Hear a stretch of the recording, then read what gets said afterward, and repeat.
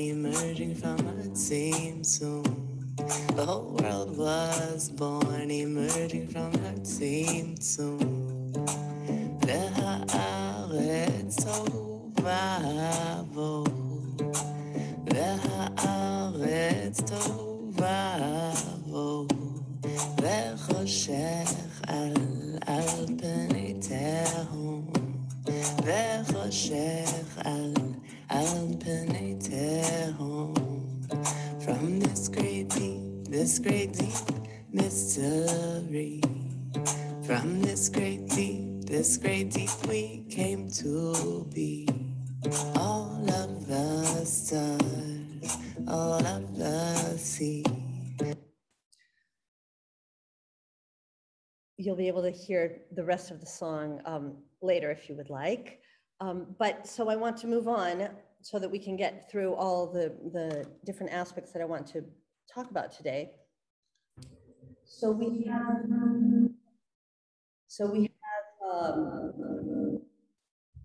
just mute yourself, yeah, okay. We have the center of the platform is this lady, Madame Azedoual, the matriarch of a family that has like 5 or 6 children who are all grown, married, and who they in turn have children, and who they in turn have children. So she's already a grandmother, and even a great grandmother. And she's at the center of all these celebrations. So when I did that initial interview, she of course was thinking, well, what can I sing? I'm not in the right context. I'm just sitting in my living room in my house, and I can't remember any of the songs because the songs, the embodiment of the songs is actually within the context of a family wedding, a henna party, a birth of a child, a Shabbat afternoon, a hilula, a pilgrimage to one of the saints, the Abesera saints usually, which is where the Azerwal family is connected to. And so here we have this issue that she was having concerns about her memory. Then a year later, I came back and I was able to bring a video camera to record her, and found that the songs were flowing a lot more. And here on the website, I've just put 3 of the songs, but the interviews are over an hour and a half long. They're within the larger sound archive. They're within Hoya. And what I'm trying to do in the platform is to show this disentangling of the compression of women, of Darija, Moroccan Arabic, of poetry, and of women's sexuality or sensuality, that the aspect of woman as core of the group's transmission and the group's fertility is something that comes back over and over. And I've found this a lot in my own doctoral research, which was of the Judeo-Spanish community of Northern Morocco, where the songs are very often about fertility, about beauty, and they're also about not crossing the boundaries of the group, not crossing boundaries in relationship to incest, in relationship to adultery, and the celebration of the woman who doesn't cross the boundaries. So here we have a wedding song that she sang. And the other aspect that I thought was very important, because sensorially, the sound of her playing on the senia, which is the tray that the tea glasses and the teapot go on, it's a very metallic, and to people that are outside of this culture might seem a little bit jarring. And so, but it's similar actually to the krakib, the instruments that are used in the gnawa, which are metal on metal, and which create this circular and cyclical rhythm, over which the text intertwines and weaves. And the text is actually, some of the texts are determined, are predetermined texts, but most of the texts are actually improvised in the moment, in the context, and answering to the people that are around you. So here she had the task of singing without having the moment, the context, or the people.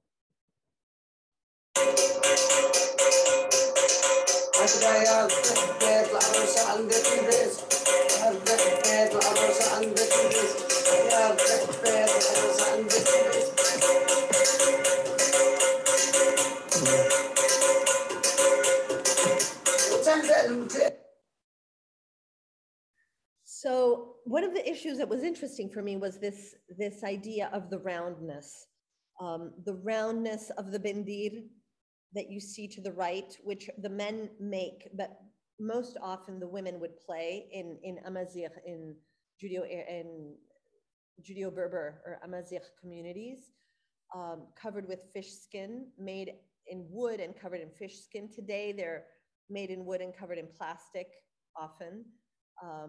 And then we have the senia, which is the tray that the teapot and the glasses go on, which you've just seen her playing on. And we have the birrad, the teapot, which actually in traditional songs has a sexual innuendo. And Sarah Levin, that's at the University of Berkeley, has written about this in her work around women's songs in the High Atlas Mountains, but also Nas El Ghiwan, the pop group, the Moroccan pop group from the 70s, sings a song about the birrad, about the teapot, that has this double entendre. So it's a very widely understood trope in Moroccan society, which is, it's a very kind of kind way of talking about the sexual act without actually talking about it. So, which is something that is very, it occurs often in Moroccan traditional circles, and quite often in single sex groups. So the women will talk about it, they'll laugh, they'll take the innuendo all the way to the end, laugh, look at each other knowingly, wink, but the actual words won't be said. So this, here you see the first interview that I had with Sultana. We were never alone in the room. We always had, at first, her husband was sitting next to her daughter-in-law, her son. And when we came for the filming, then we had my husband who was filming the camera and doing the sound. And so there was always a group of people around, which you can hear actually on the longer interviews, and which gives a sense of this communal aspect of conversation and of sharing the sound and the expression of the songs. And so one of the things that I think is really important to think about, and that I really tried to make clear and to come forward in the platform, is to show how something that might appear like a very short snippet of a song that has maybe 5 lines and that might not say as much as one thinks it says, actually has such a large context, and it has it underpins the communal cohesion. It underpins the resistance to French assimilation, to colonial cultural genocide, we could say. You know, it's that the clearing out of these traditions was dramatic in the generations that continued. And so it's these older women that really have held on to these sonic capsules from the past, from which we can almost excavate different ways of understanding, different ways of perceiving the world and their experience in the world. So I want to do a quick listening to that first interview without the قالت له video. وانا بعدا مع وليدك سامن الماكل والشراب والمكفيات والفراش فوق فراشات الحرير والشمعة قادية في بيتي سنية مرافقة هذا هيلي ومالي يا للامي ويا للامي حيانا كتر عجوبك دابا ربي فينا كتر عجوبها كتسود غير البنات ولا ولد الولاد كتعاير مولات البنات مولات. How do I get this down?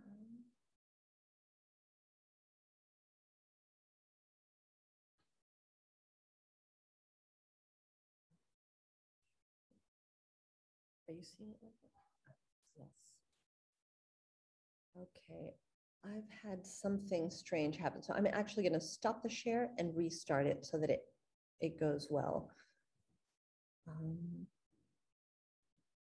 No, that's the problem. Yeah.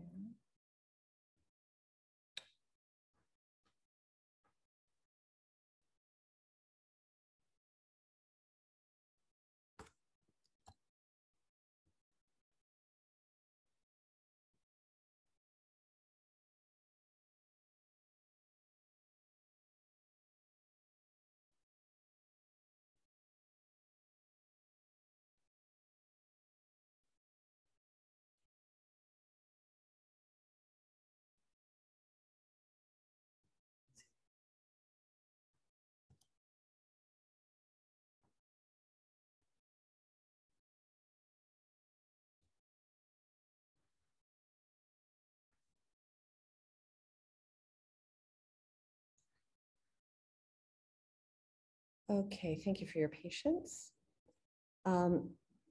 So Sultana comes from Budnib, which is a city right here, bordering next to Algeria, right around here, close to Rashidia in the Dra Valley, in the Tafilalet region, close to Ksar el-Souq. And it's actually a region that's known for its sanctity in Judaism, because this is where the Abu Khatsera family comes, which is one of the most important rabbinic saintly lineages in Morocco, and who has one of the biggest Moroccan rabbi saints in Israel, the Baba Saleh, who's deceased and buried, and is one of the largest pilgrimages in Israel. And also the Alawite family of the current king comes from this region, from the Tafilalet. So it's a region known for its lineages, its sanctity and connection to the divine in these kind of wider political, societal manners. So one of the things that I think is important to understand about women's repertoires in the Maghreb is what Murad Yelis has talked about, how we can see this polyvalence through textual borrowing across a wide variety of North African women's oral poetic genres. We can see this vast integrated feminine poetic repertoire of related and overlapping contents that are multifunctional and multi-purpose, such as a lullaby or a pilgrimage song.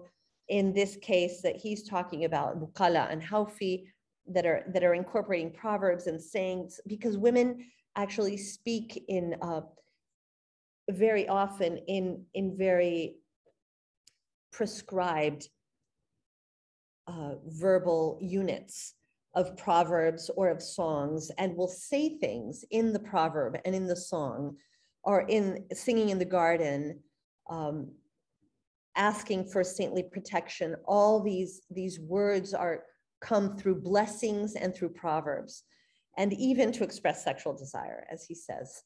So in my own work on other repertoires in other parts of Morocco, I've found exactly the same polyvalence, where we have at the heart this local core repertoire, and then the repertoire of the general Jewish world, which would be the liturgical repertoires.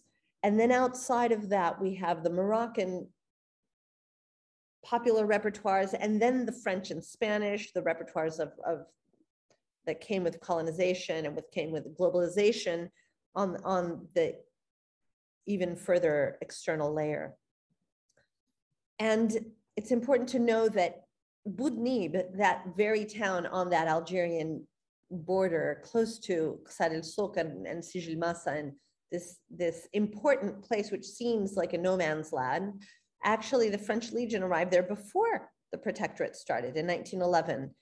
And the French colonial theorists developed this idea that pre-colonial Morocco had two areas: the Bled el Makhzen, the lands of the government, which could be taxed and where the Sultan had power and army power, and Bled el Siba, which was the Amazigh mountainous area where the Sultan had less power, and which was tribal and considered to be more difficult to civilize. So, as Susan Slimovics has said, she's talked about these French colonial ethnographers and administrators, such as we find in this very project, Alexis Chotin, who came to Fez in 1924 and collected women's songs for birth, Arabic women's songs for birth, that also sing to a saint and that also sing about that moment. Protect angel, protect the woman right when she's giving birth. And so they were actually very connected with this French idea of la mission civilisatrice, the civilizing mission of France. And they would look at women's rights as superstitious, and looking at it all through folklore research, and looking at them as indigènes and both Muslim and Jewish women were considered to be the indigènes. So the idea was that women's space was divorced from the everyday realities of politics and colonialism. However, it is found very often that actually it is in women's repertoires that were less controlled that all sorts of mediated communication and messages were being transmitted. So Susan Slimovic talks about the Bukala, which is a divinatory song from Algeria. And in Morocco, nobody has done this work as of yet that I know of. But the very fact of women's connection to their role as a linchpin for transmission of the community, of local traditions and local languages and local sounds was a resistance, a cultural and a political resistance. So as we start looking at the idea of creating a platform of this, I was speaking to a filmmaker whose family left Marrakesh in the 1960s and moved to France, and she now lives in California. And she has found that she's been completely cut off from, in their exile, she's been completely cut off from the materials of her matriarchal ancestors. And she's trying to find a way in to reconnect, to relearn these traditions, to relearn these sounds and these songs. And she's actually making a documentary about her own journey as a mother, as a Moroccan Jewish mother in California, cut off from her roots, and this journey of discovery. I want to show you a part of this, which we actually screened for the Cambridge Festival in March, so that you can have a sense of the point of view that Noémie is coming from, and how actually in speaking with the developers, they were interested in using this narrative as the point of view to present the whole story of Sultana and her songs.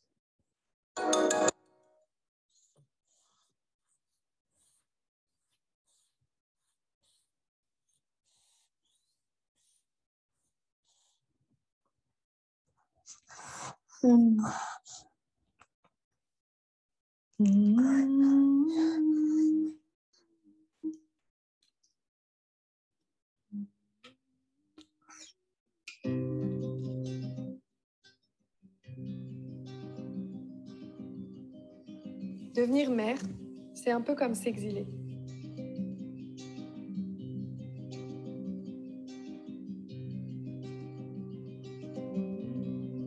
Il y a une exultation, quelque chose d'éblouissant dans la promesse d'une nouvelle vie. Et il y a aussi une perte incommensurable, une solitude, un chagrin immense.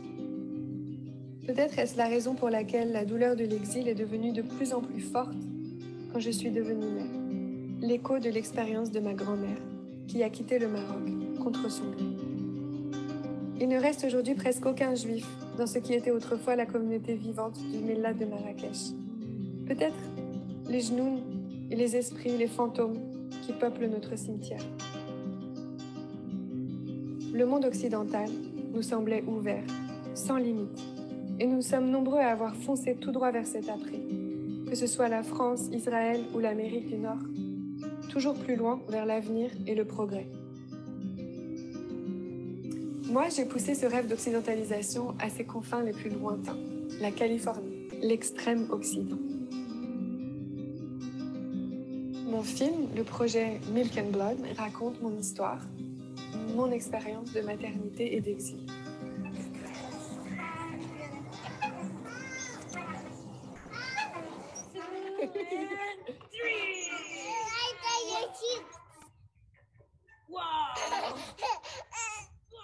Il s'agit d'une femme qui vient de devenir mère aux États-Unis où elle vit loin de sa famille. Hi. Hi.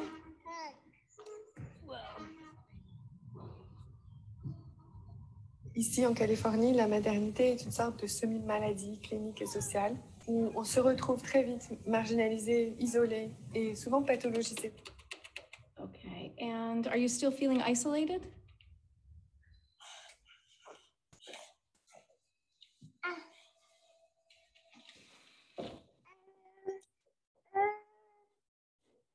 It's common for new moms.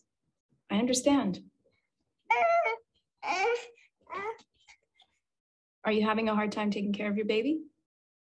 Cette mère dans l'exil, elle a la conscience très forte d'avoir été dépouillée d'une tradition de femmes qui célèbrent le passage de la maternité, qui célèbrent la métamorphose que c'est de devenir mère. Elle est sans cesse renvoyée à un rêve dans lequel elle est entourée de femmes qui font un rituel de protection de la mère et de l'enfant. Ces traditions, j'en ai entendu parler par mes tantes, par ma grand-mère, mais je ne les ai pas vécues parce qu'on ne les pratique plus pour plein de raisons.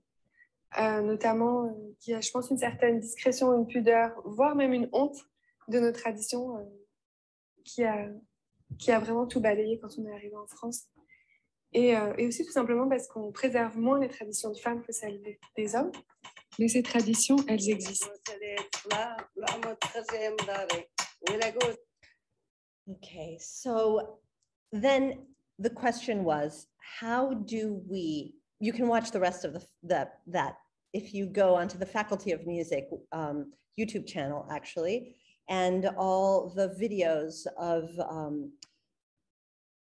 the Cambridge Festival are on there, and you can watch this one and others that are actually surrounding the topics of the platform. But I know that we're pressed for time. We have a limited time today, so there are other things that I want to talk about. There was this issue then, this choice of how to build the platform. Do we focus it around a celebration of the voices of these women and these traditions? Or do we focus it on colonialism and the loss and the pain of these traditions?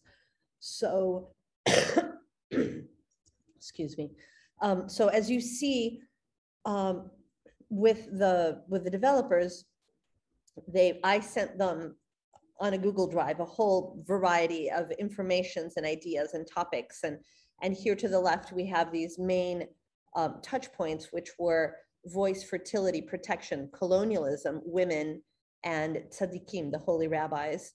So these are, and celebration, yes, is one of them as well.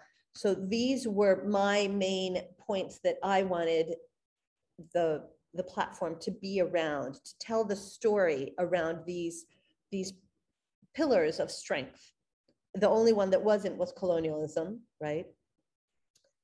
And they were actually very taken by the story of a written outline that Noemi had written on Milk and Blood, and which was all about exile and the difficulties of exile. And so they wanted to do the structure of the whole platform, the first person narrative coming from the women who left and who's searching for this material. So here you see the variety of materials that I uploaded, some from the family henna parties, which are the moment that the women sing to the bride and groom to seal them as a couple, to protect them and to help them be fruitful, right? And then we had the colonial images, the historical images, and some amulets as well. And so a process started where they were taking this and organizing it all. And as you see, it became very tabular. And we had this title here that was pulled out that was very telling to me: retrograde traditions versus the modern world. So submitting your old culture. So this is exactly what I don't want people to think, that this is a retrograde tradition. And here the default was then becoming that somebody that was coming from far away would see it in this way. So the issue is how to connect some ancestral knowledge on a digital platform for people living in Morocco and also in the diaspora outside, and that it would not be perceived as something that is not completely relevant to their life today. So I had some methodological challenges because, as I said earlier, I wanted them to use these 7 topics that I had given them that were like the celebratory pillars. And I wanted the structure to be working in a circular manner where one could circle around to find those topics that would come back in a cyclical way. The developers kept on telling me, we cannot work in a circular manner. We need something linear. It has to be linear. We need a story that goes from A to B. It has to go linear. So it was a very interesting challenge, actually, to find how this very linear and tabular way of organization, which actually is it's great to get things done, but was not necessarily in keeping with the cultural context that I was trying to bring forward and to give added value to. So the first images that came up from the design are these. And when we had our first meeting and I saw that, that the story was being presented as a story of colonialism and of men and of the Moroccan man bowing down to the French colonial person, I realized that we really had to change course.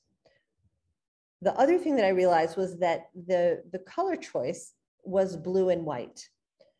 And as you saw earlier, the colors in Morocco are red, ochre, tan, sand. They're not blue and white. But blue and white in the Arab world is Israel. And I realized also that this would not be the right, this is not the story that we're telling. We're not telling a story about Israel. We're telling a story about women, Jewish women in Morocco.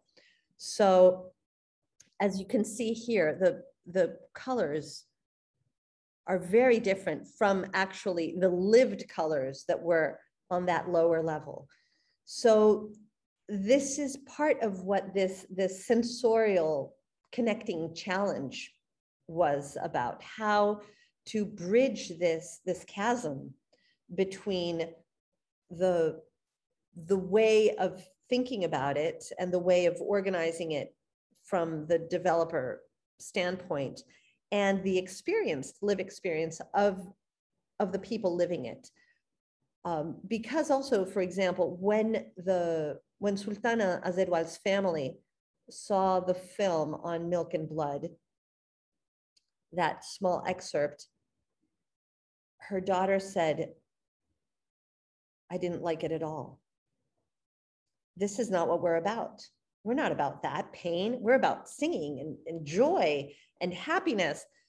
And I realized I absolutely cannot make the platform about Sultana's songs then turn into a platform about colonial pain and loss. So we changed the color scheme, and we had an initial potential of this brown, because I wanted like terracotta colors, but we ended up going for something closer to the red one. As you can see, the colors of the photographs are, this is the right side is from the platform itself. And my 7 topics that are here to the left, I had wanted to have presented as a Moroccan sinia as a Moroccan plate, or as this idea of the portolan with the lines that cross and that you can actually click on one and it comes out. But they really wanted to stay in a square, in a more square format. So what we came up to was that we have these pop-ups that come up. So when, for example, you click on women, then we have the information about women that comes up. And the images then are, there's more of an interaction, an interactivity, which is what I wanted people to have. So as you see, these are the color schemes, and it's a trilingual website, which I want to go to now for you to see. So hopefully some of you have already gone through this. Actually, for those of you that are here, I would very much like if you could answer these feedback questions later on your own time, because we need them for the funders as well. And so here we have the red color that we decided to change to stay within the sensory aspects of what this material, this song and this lived ritual is about. And one of the really important aspects of the platform actually is this share your story, which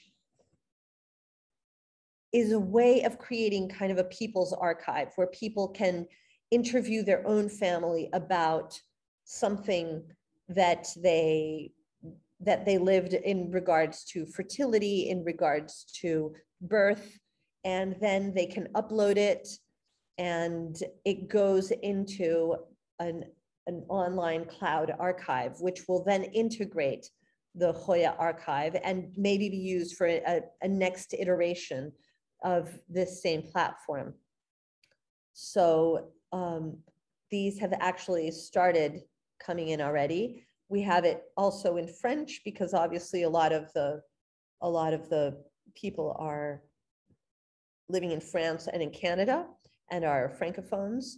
And there's also an Arabic version of the whole website, which was a challenge as well for the developers because everything had to then be flipped in the other direction, right? So as you see, and we have the songs here, which are in transcription.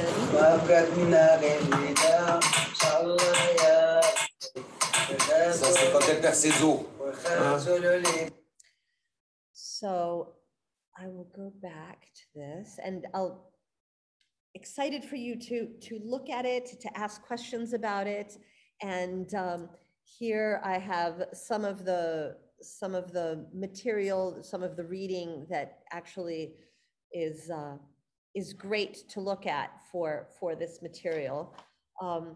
And so what I want to conclude with is talking about this, this idea of a life world that continues to be imaginatively envisioned and sounded and enacted through myth, music, and ceremony, and against this idea of dichotomizing and hierarchizing that our Western perception has, and actually creating a humanistic theoretical approach to ethnomusicology based on the insights gained from this cosmovision, from the perception of sound, and from the human environment relationships. So how is it that these women perceive themselves, their sounds, their bodies, their sensorial aspects, and how then can we, in preparing these digital archives and also these digital platforms, show it from that perspective? And this was really the challenge and the charge that I gave myself with this project. So I thank you all for coming. I know that we want to stop so that we can have some questions. And should I stop the share? Sure. Yeah, I'll stop the share. That way we can actually have a larger view. And so thank you very much. Thank you so much, Vanessa. That was absolutely fascinating. It's such a wonderful project and a wonderful website. I put in the chat sort of early on in the talk that you can pose questions to Vanessa via the chat function. So if you have questions, please start adding them in there now, and we'll read them out and post them to Vanessa. I've got a list of questions, Vanessa, and we've got plenty of time to talk through these. So I'd rather other people ask questions, but while you're kind of composing your questions and typing them out, I'm really struck by the way that you want to kind of use this Moroccan female Jewish kind of aspect in the website. You're trying to embody it within the website, and you're trying to kind of bring that across. And I think that's absolutely wonderful. And I don't want to get you into any trouble with developers, but I wondered if you could say a bit more about the background of the developers that you were working with. I'm assuming that they weren't Moroccan, that they potentially weren't Jewish, that they may have been predominantly male. And I just wondered whether you kind of had to make those decisions from a sort of pragmatic point of view, or how it might have looked slightly different, that process, if you'd have been working with women or Moroccan women, for example, as the actual development team. Yeah, so no, they were UK based, and they did not know anything about Arabic or Moroccan Judaism or even Moroccan culture. And so they were really coming at it very like a blank slate. So basically everything that I was telling them was they were taking at face value, right? But actually the designer was a woman. So I thought it was very interesting. I mean, the issue was one of the issues that came up often was that there were budgetary constraints because of the time issues and the time that it took to do what I wanted to do. And that was over the budget that we had available.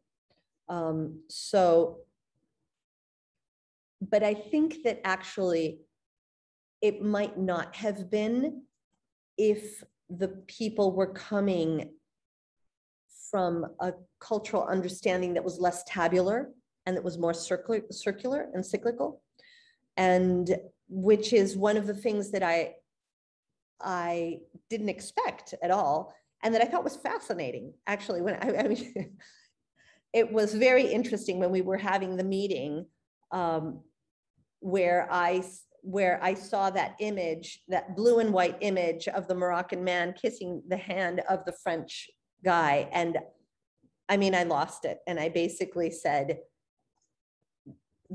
we cannot do this. We have to completely change the story. And I'm going to write a new story. And I mean, they are really done. It was, I mean,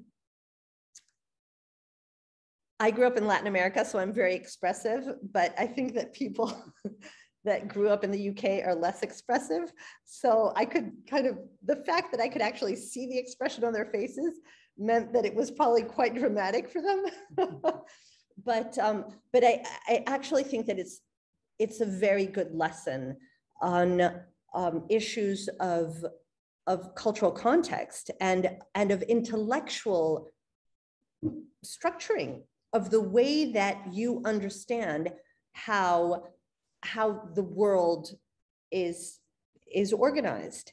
And so if you are really within a tabular and a linear way of seeing things, then even your visual and your sensorial aspects are going to perceive it in one way. And if you're living in a circular and a cyclical way of seeing things, and where it's not A leads to B, but A might lead to A prime and A double prime, then you might have other ways of thinking about these structurings. And so that that I think was quite interesting. I mean, I think the part that was very important for me was this uploadable aspect, because it's about creating this interactive possibility.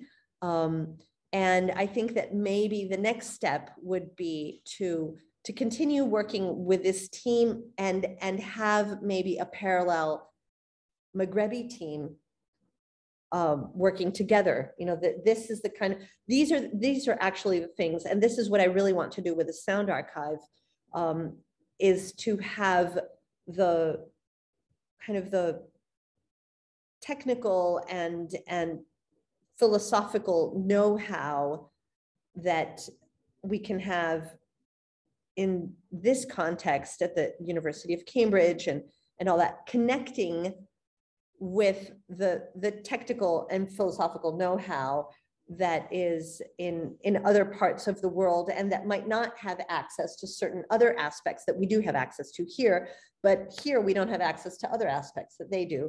And if we could bridge that and teach each other those missing links, I think that actually that is when we'll really be able to create the kinds of platforms that will be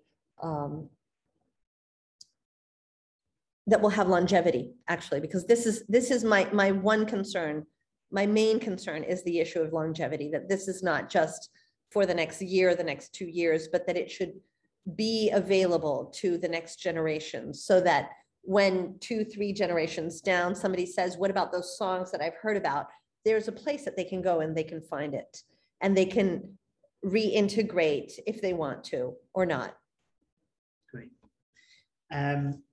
Please send your questions in, and you can use either the chat function or the Q&A section, the Q&A button at the bottom of your screen. Okay, so I'll pose another question then, Vanessa. Kind of off the back of what you were saying there, I wondered how, in terms of the kind of feedback you were giving to the people that you're recording, the people that you're working with, in terms of sort of sharing the website with them and their sort of input into that. Because it seems, I was really struck at the start when you were talking about how these songs are cyclical and they're sort of performed publicly or in a kind of communal setting. And of course, I guess obviously, you know, when you extract them and then put them onto a website, you kind of lose some of that in some ways. So I wondered what kind of discussions, I guess, you've been having with the people that you've been recording, and how they, I guess, understood the idea of a website and a sort of web-based archive in that sense. Yeah, so because when we filmed it, actually, we came, at first I came and I just recorded with my PCR recorder, right? And so it was only sound, and I have a couple of pictures. But then when we came to film with the lights and everything, they thought it was actually going to be a film, right? That was going to be screened. And at that point, I actually didn't really know what it would be. I just told her, look, we really need to film you. This is amazing. This material is incredible. We'll see. And so I've actually been talking with her through her daughter and her son, because of course there are always many people in the room, right? And so they're very excited to see it. And actually her granddaughter is one of the people that's on a lot of the photographs. And she recently posted on Facebook, I'm so happy. That's my photograph of me with my husband on our henna. And so I think that she knows websites and all that, but she hadn't really thought of it as potentially as a website, as something coming as a website, but it's actually has a lot more staying value. And so the whole family is actually so far is quite pleased. There was one photograph that the son said, I don't like the way I look in that one, take it off. So that was when we were still in the proofs session. So there, but I think that the issue is that because it's such a technological archive, and a lot of the things are born digital, right? So they don't really necessarily exist anywhere. It's really about it being present on the web and being accessible. And so this is really what has been the driving vision for it. And that I haven't actually been able to see her because between the last time I was in Morocco and this summer, her husband passed away. And then she was in Paris and she's now in Israel. So when I went back in June to show it to focus groups in Morocco, she was already out of the country. So I'm looking forward to actually seeing. I should actually ask one of her children if they could show it to her and like film it and send it to me just so that I could see that. That would be, or that we should have like a joint Zoom together or something like that. That would be great. Great, absolutely. Yeah. Yes, thank you. We've got a question from Alexandra here, which I'm going to read out just so for the purposes of the recording. So Alexandra is asking, to ensure longevity, what funding options are being explored?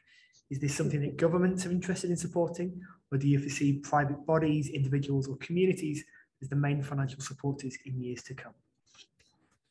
So you've hit the nail on the head. This is, as we say in Spanish, la pregunta del millón. This is the biggie. The reason that I haven't made it into a large online website yet is in part because I wanted to do it slowly and in the correct way that will have longevity. And in part because it takes so much money to do it that it has to kind of build itself. So the idea is that the platform was, or is, right, the first kind of core seed building block for that growth. And private foundations definitely can give some of that seed money. I would say probably some government funding. But the issue is that it's unclear to me yet still what is the actual price tag that really needs to be put onto this. So for now, as I understand also all these development pieces, the developer pieces, I have some of the archiving work that I've been doing, while I was in Morocco, and that we've been building on with interns and with some people from libraries and other universities. So that a large part of that has actually already been set in place. But now the issue would be to see, does it need an institutional home? If so, because some funders actually won't fund an archive unless it has an institutional home. So I've also been told that maybe I should consider not calling it an archive, but actually having it as research material, and that it would be easier to get it funded because it would be research material and not an archive. So it would not need to have an institutional home, because for now it's a private archive, right? So unless I just give over the whole thing to some institution that might want to have it, and then that could leave it sitting in their, on their hard drives or somewhere for the next 10 years until they have the time and the funding to do it. It's a matter of understanding how to build it and to find the right funders that understand the importance of this and that are ready to put some money in it. So this is the next step. This is actually where we're looking towards. There are some government, there are potentially some government funds that can come through. And this is something that I've been having conversations about with some people in Morocco. And also I think Some of the American State Department cultural funds, they have intangible heritage. It could also be connected to UNESCO funding. These are all things that are very time consuming and that they're building blocks, but you have to have something to show them. So the issue is to actually have done this first step actually takes us closer to that next larger one, which is finding the big funds that will then take it through to the next 5 or 10 years that then can build it up to that next level where it needs to go. Thank you. Thank you for the question, Alexandra. I've got kind of 2 related questions here, Vanessa, which I think kind of tie into the idea of geography in some ways. So I'm interested in, and I guess partly selfishly in some ways, because Algeria at least got mentioned in your talk, about the kind of the history of these songs and their sort of circulation in geographies. Have they, you know, because I think it was in the Milk and the Blood film where there was mention of kind of the Jewish community in Marrakesh that's no longer there, or was kind of, you know, dissipated. And so I wondered what the kind of the historical geography of these songs are. Have they always been kind of localized to certain areas? Did they cross kind of national borders prior to the disappearance, the removal of the Jewish community in Algeria, for example, after 1962? And then the second kind of part of that question was also then to think about where the project then is going in terms of its geography, because I know you want to kind of look at the wider Maghreb, not just at Morocco. So I wondered how you kind of envisaged that happening and how you were kind of seeing, how you were imagining engaging with repertoires in other parts of North Africa. Okay, so yes, I'm so glad that you bring up this geography aspect, because one of the things that when I showed that map of Boudnib and we had the technical snafu I wanted to talk about is that actually the family itself, this family, moved from Boudnib to Meknes, which is north, right? And then to Casablanca, and then from there to Paris, New York, Israel, you know, all sorts of other places. So within 2 generations, actually, there's been immense mobility of the songs, of the repertoires. Her daughters that live in Paris actually know all the repertoire, but her granddaughters don't. This was the real question. And so actually you should know that when we were filming, her son was filming on his cell phone and sending it to the family WhatsApp. And all the granddaughters were saying, oh, this is amazing. This is amazing. This is our, you know, we want to know these songs. There we go. So that's, there's that kind of local mobility. Actually, the border with Algeria was very fluid, actually, for the Jewish community. So some of these families actually that lived in that region of Tafilalet, many of them actually have family members on both sides of the border. So it's kind of a regional that goes across that nationalistic line. And the repertoires would migrate. I'm not sure if they would migrate all the way up to the cities in Algeria. They might have, but they would migrate only probably in the case of marriage.